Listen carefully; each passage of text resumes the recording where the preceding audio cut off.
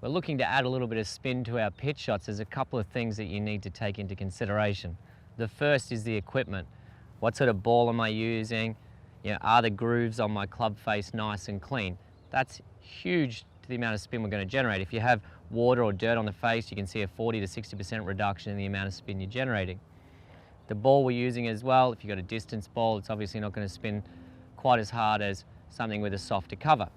So I've got clean grooves, I've got a soft ball, and I've got a shot here with a bunker behind, so I've got to make sure it doesn't release and trickle into the bunker, but I also want to make sure I'm not too defensive and leave it too short. So this is where I'm going to add a little bit of spin, and it's going to be advantageous. So recent studies have shown that we don't want to come chopping down. For a long time, players thought if they chop down, that's how you generate spin. As I chop down, the club gears this way, we end up tumbling it.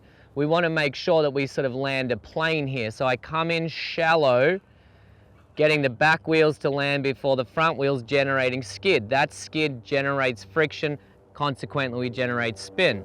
So I'm going to set up to the golf ball with the shaft fairly neutral.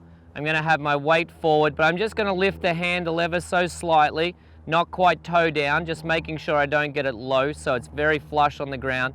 Weight forward, and then I'm really going to move my body and let my right hand push the club head under, generating that skid. Let's give it a go. Club's nice and square on the ground.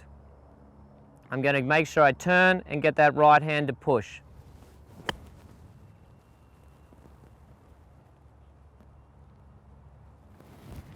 Just the shot I was looking for, and a nice shallow divot there where I've just smeared the turf, creating that friction.